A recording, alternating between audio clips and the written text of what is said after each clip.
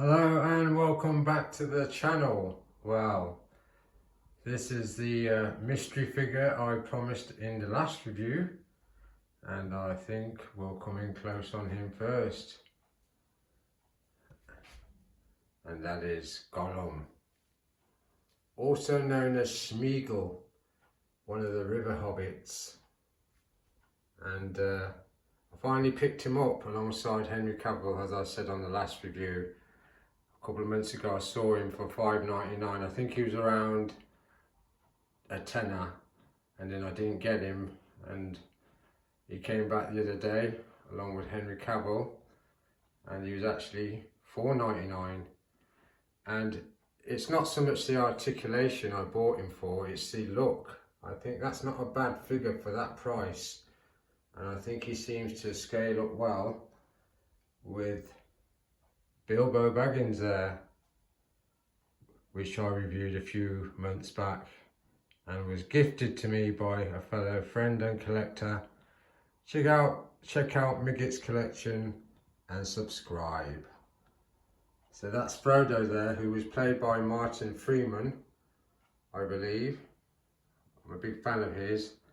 Got him in a series called Sherlock, and he went on to be in the Marvel movies.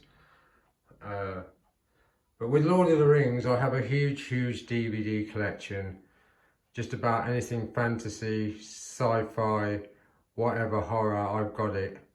And I bought all the collection, and I've done a couple of marathon runs, starting with The Hobbit, finishing on Return of the King.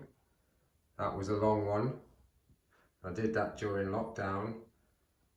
I had plenty of time to do it, but I did it, started in the morning, finished sort of just gone 12. And I enjoyed that. I used to do that with films like Star Wars, you know, starting with Phantom Menace and then finishing with Return of the Jedi. I wasn't really interested in the other three, even though they're in the collection. But that's the guys in The Hobbit as I see it, because that's when Bilbo sees him for the first time in the minds of, I think, Moria, if my memory serves me well. And I used to remember the rhyme. I'm not sure if I can still remember it. I think it used to go, "One ring to rule them all, one ring to find them, one ring to bring them all, and in the darkness bind them." And I remember when Sir Ian McKellen said that in the role of Gandalf, when he read the Elvish language upon the ring. And on that base stand, I'm going to come in close. I don't know if you're going to be able to see it. I think that's what that is. That's supposed to be like the Elvish rhyme I've just said, which is not to be spoken in the common tongue, as Gandalf says.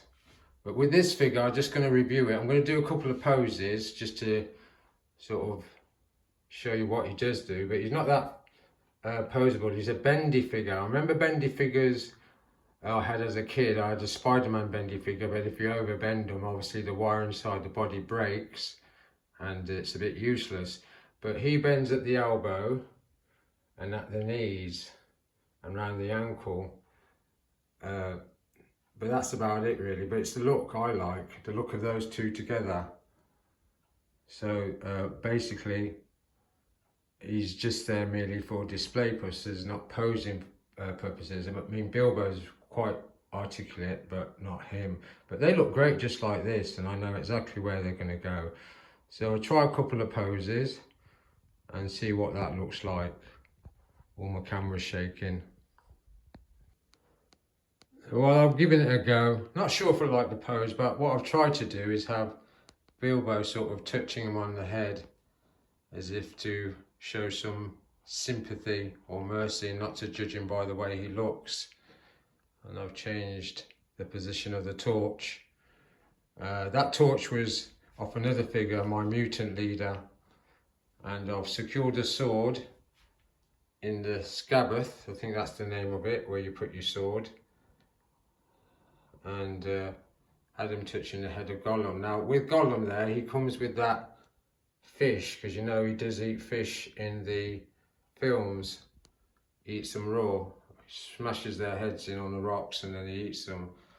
But he's kind of trying to ask for help out of the mines of Moria because he's lost. So I'll try one more just to see what that looks like. So this is the last one really. Yeah, I've just squared them on, and what I've done with Bilbo first, kind of extended the torch arm. I've put the sword back in his hand as though he's looking ahead, which is an okay pose, and they look good side by side, and to me they look to scale. And Gollum, I've actually tried to create a bit of movement there, lowered his arms to his side, and tried to show that fish off a bit more. But it is possible, as you can see, where the feet are, you can take one of the feet off the peg and then have it behind him slightly, as if he's walking with Bilbo. I want to come close in one last time on the face, because I do think for £5 or £4.99, that was it, that look is worth the money alone. And he's bendy enough. He's not an action figure, so he's bendy enough. He's not an action character, should I say. So this is kind of good enough for some of the little poses I'll do with him next to Bilbo. So I'll pull back on that. Oh, one more thing. You can just about make the box he came in, just about make out that box of his face. But yeah, very pleased with today's, well, last 2 days purchases, which is Henry Cavill's Superman and this guy Gollum, who used to be known as Smeagol, one of the river hobbits, who murdered his friend to get the ring, and unfortunately the ring possessed him, gave him unnatural long life, and is a key part in the Lord of the Rings storyline. So I think I'll leave it on that note and say thanks for watching the channel, and I'll see you again next time.